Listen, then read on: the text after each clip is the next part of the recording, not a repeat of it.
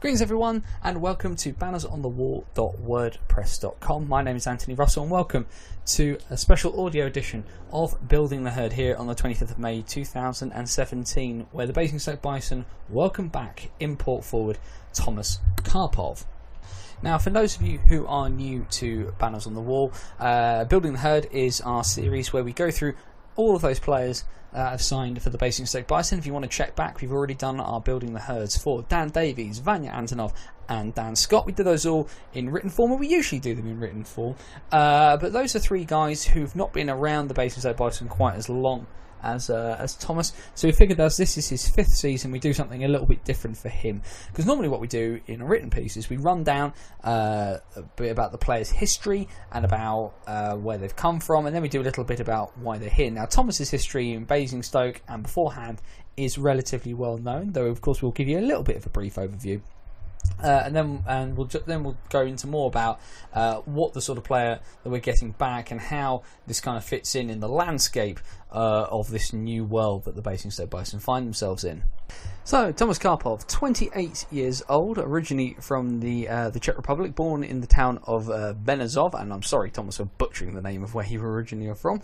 A product of the Sparta Prague youth system, ended up being drafted in the Canadian Hockey League import draft in the first round, 16th overall in the 2007 draft by the Moose Jaw Warriors, which saw him move to Western Canada. A season and a bit with Moose Jaw before being traded to the Calgary Hitmen, where he was part of a relatively successful Hitmen side that had a run to the Western League finals before losing, unfortunately. After finishing his time in junior hockey, Thomas headed back to the Czech Republic, where he was back in the Sparta Prague system, but like a lot of Czech players, was loaned out to other smaller league teams. He did play a fair few games with Sparta, and as has been documented before, he's the only Bison player to my knowledge to ever play at a Spengler Cup. Midway through the 2012-13 season, having been playing in the second division with Bernusti Medvedi, another name I've probably butchered, Thomas left his homeland and went to Telford, played the back half of the 2012-2013 season with the Tigers, pre-Wayne Scholes, scoring 38 points in 23 games, which is a really impressive total, and that got the eyes of Doug Shepherd. Famously part of a dual signing with Tim Burrows, who Thomas may well be squaring off again next year. Now, Burrows part of the Cardiff Fire for the last couple of years, who may well be seeing him again back in Basingstoke next year. But Thomas has had 4 very successful years for the Bison. 192 games played and a total of 234 points. Last season, 2016-17, was his only season where he wasn't a point per game. A low penalty minutes player as well, but Thomas also currently stands in his career as having won under-17 bronze medal with the Czech Republic, as well as being a 2-time EPL first team all-star, the 2014 EPL Cup, the 2014 EPL playoffs, and of course part of the Bison's 2015-2016 title winning side.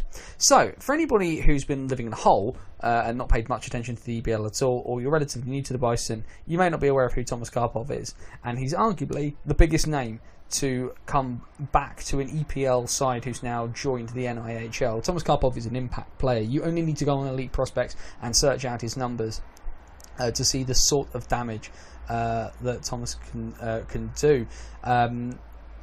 He's had two 30-goal seasons. Even last year, where he statistically finished below a point a game, still had 20 goals and 28 assists, so 48 points in 50 games, which isn't terrible at all in a season where the Bison struggled at times, but eventually kind of pulled themselves together and had a much better end.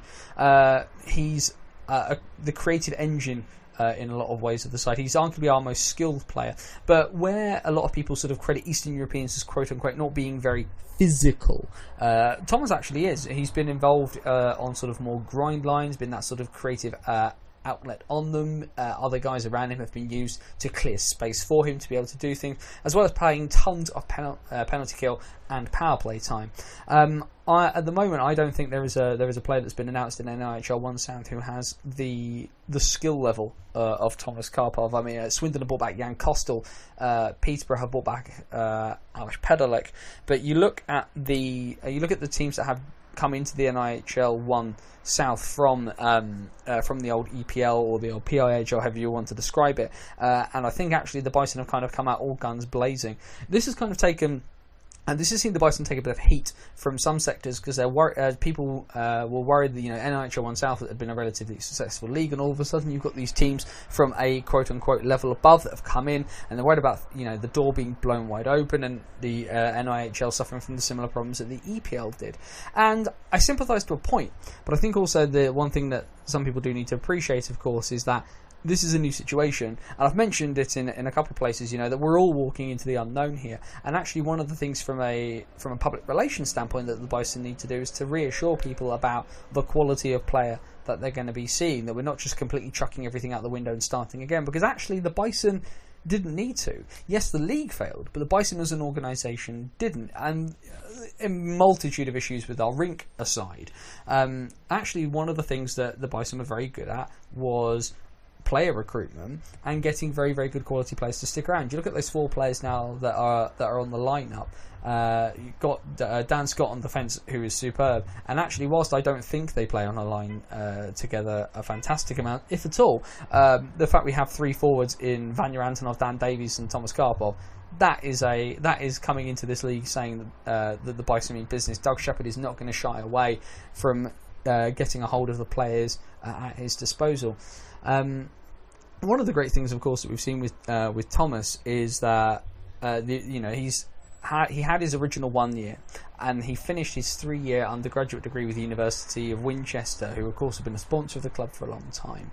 And actually, it's really good to see that link up continue. As we see from the press release that Thomas will be doing a masters next year, and having the one thing, of course, that really benefits this is the fact that Thomas was actually a very, very good student in his undergraduate degree. I believe he won sort of the International Student of the Year for his academic performance. So the fact that this deal has been able to be linked up again, and a long-standing arrangement the club have had with the University of Winchester, which has obviously benefited the Bison for many years. As it's allowed the Bison to arguably keep a player who should be playing in levels well above this in Hampshire, which is fantastic. What happens with Thomas at the moment? You'd assume, given that we're going into a 2-import league, he's going to be first or second line. I don't, over the last year we did see him on the sort of de facto third line in a lot of ways. And I don't really think that continues, given the fact that we will have so many more British players on the roster. I think that actually Thomas will go back to being the focal point of the Bison's offense, like he was in the first couple of seasons. And that's nothing against anybody else or any particular British players, but I think the sort of player that we're going to see on the roster and the sort of players we're going to be up against, actually what we need to do is we need to utilise the fact there are going to be few people in the NIHL 1 South who are going to have Thomas's vision and his ability to put to do stuff with the puck. So I think you really need to use that. It will now be interesting, of course, to see who the second import will be. Does Doug Shepherd bring in a forward of a different ilk? Obviously, Irene Yarolin isn't coming back, but a forward of his style, much more quote unquote natural. I keep saying quote unquote, and I do apologise, but a much more natural sniper. Would arguably be of benefit. You can only play 1 import on the ice at any one time, so whoever we bring in will not play alongside Karpov. So Doug Shepherd has got a job there in terms of finding the right person.